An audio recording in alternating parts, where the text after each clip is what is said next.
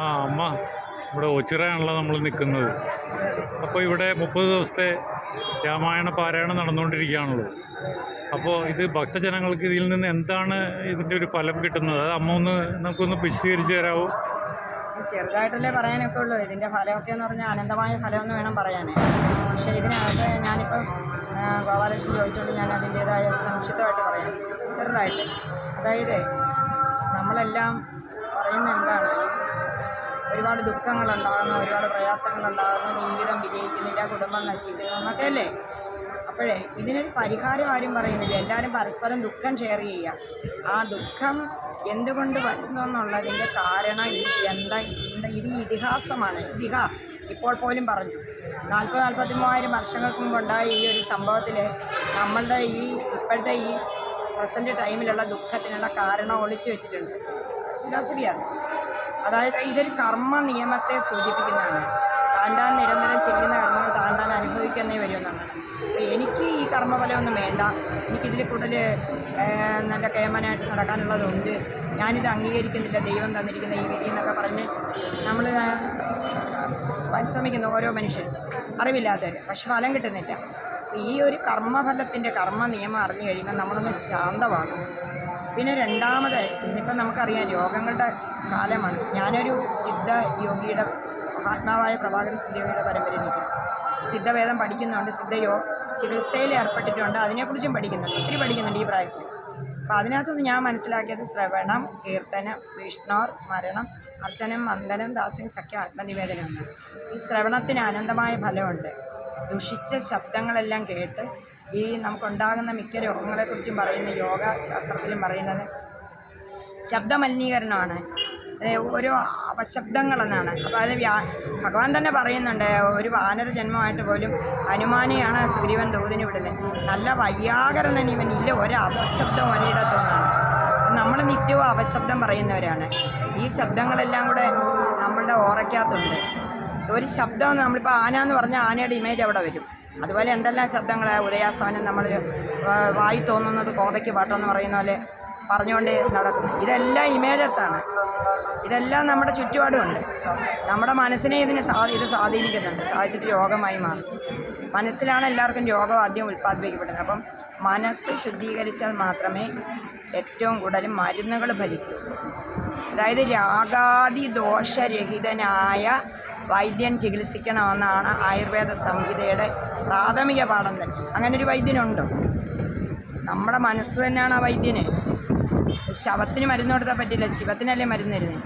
അപ്പം രാഗാദി ദോഷരഹിതമായ മനസ്സുണ്ടാകണമെങ്കിൽ ധർമ്മ, അർത്ഥ, കാമ, മോക്ഷങ്ങളുടെ ചരിത്രമായ രാമചരിതം പഠിക്കണം.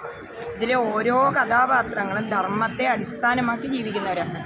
നമ്മളങ്ങനെ ജീവിച്ചില്ലെങ്കിൽ പോലും നമ്മുടെ മനസ്സിനെ ഓർമ്മിപ്പിക്കുകയാണ് രാമായണം. ഇങ്ങനെ വേണം ജീവിക്കാൻ, അങ്ങനെയല്ല, ഇപ്പോഴത്തെ പോലെയല്ല.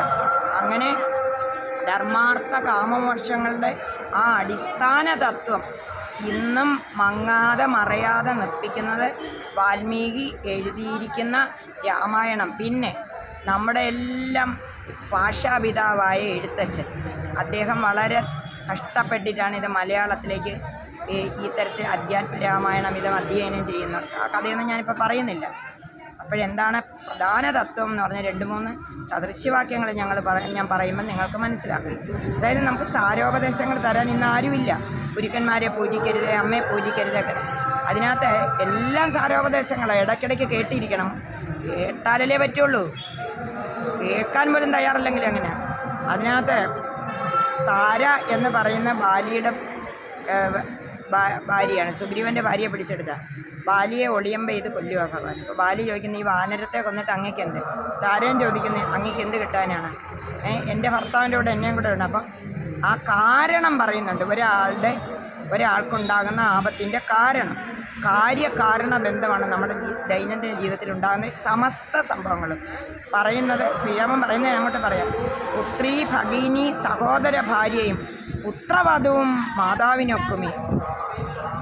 ആലോചിച്ചു. അപ്പം മാതാവാരാ? ആ മാതാവിനെ പോലും ഇന്ന് ഉപേക്ഷിക്കാൻ ഈ കേരള സംസ്കാരം തയ്യാറാകുകയാണ്. വൃദ്ധസദനങ്ങളിലേക്ക് വേണ്ടപ്പെട്ടവരെ കൊണ്ട് കളയുകയെന്ന് പറയും, ബാക്കിയൊക്കെ പിന്നെ. അപ്പം അങ്ങനെയുള്ള എന്നെങ്കിലും നമ്മൾ നഷ്ടമായിക്കൊണ്ടിരിക്കുന്ന മൂല്യബോധം, മൂല്യച്യുതി, ഇതല്ലേ മൂല്യച്യുതി എന്ന് പറയുന്നത്. ധർമ്മം ഇല്ലാത്ത ജീവിതം, അധർമ്മ ജീവിതം. രാവണൻ പോലും ചെയ്യാത്ത അധർമ്മമാണ് നമ്മളിന്ന് ചെയ്യുന്നത്. അപ്പോൾ ധർമ്മം പ്രബോധിപ്പിക്കേണ്ട ബാധ്യത സജ്ജനങ്ങൾക്കുണ്ട്. അപ്പോൾ അതുകൊണ്ടാണ് ധർമ്മ അർത്ഥ കാമ മോക്ഷങ്ങളുടെ സംഹിതയാണ് രാമായണം. വേറൊന്നുമല്ല. രാമൻ്റെ അയനം എന്ന് പറയുന്ന അടിസ്ഥാനപരമായിട്ട് പിന്നെ സത്യപ്രതിഷ്ഠായ സത്യം എന്ന് പറയുന്ന ഒരു ഏറ്റവും വലിയ തപസ് സത്യമാണ്. ആ സത്യത്തിലൂടെ പോകേണ്ടത് എങ്ങനെയാണെന്ന് പറഞ്ഞ് പഠിപ്പിക്കുകയാണ് ചെയ്യുന്നത്. അതായത് സത്യസങ്കല്പന്മാരായ ഋഷികൾ എഴുതിയതാണ്. അവരുടെ വാക്കുകൾ നിഷ്ഫലമായി വരാമെന്ന് രാമൻ പറയുന്നുണ്ട്. അപ്പം നിഷ്ഫലമാകില്ല ഈ വാക്കുകളൊന്നും. ഈ ഇതിഹാസം മൂല്യച്യുതി സംഭവിച്ചുകൊണ്ടിരിക്കുന്ന നമ്മുടെ മനസ്സിനും സമാജത്തിനും ഒക്കെ ഒരു ഔഷധമാണ്. നമ്മളിവിടെ ആശ്രമത്തിൽ ഇത് നിത്യവും ചെയ്യുന്നത് ഒരു ചികിത്സയുടെ ഭാഗമായിട്ടാണ്. അമ്മ നിങ്ങളോട് പറയുന്നുണ്ട് എപ്പോഴും ശബ്ദ ചികിത്സയെന്നാണ്. സംഗീതം ശബ്ദ ചികിത്സയാണ്. അനിഷ്ടങ്ങളായ ശബ്ദങ്ങളും അഹിതങ്ങളായ ശബ്ദങ്ങളും കേട്ട് വേവുതപ്പെട്ടിരിക്കുന്ന നമ്മുടെ സ്വന്തം മനസ്സിനെ, നമ്മുടെ സ്വന്തം കുടുംബത്തിനകത്തെ അന്തരീക്ഷത്തെ, ഇത് അമ്പലങ്ങളിൽ പോയിരുന്ന് കേൾക്കേണ്ടതല്ല, കുടുംബത്തിനകത്ത് സ്ഥാപിച്ചെടുക്കേണ്ട ഒരു ജീവിത ശൈലിയാണ് ഗ്രന്ഥപാരായണം.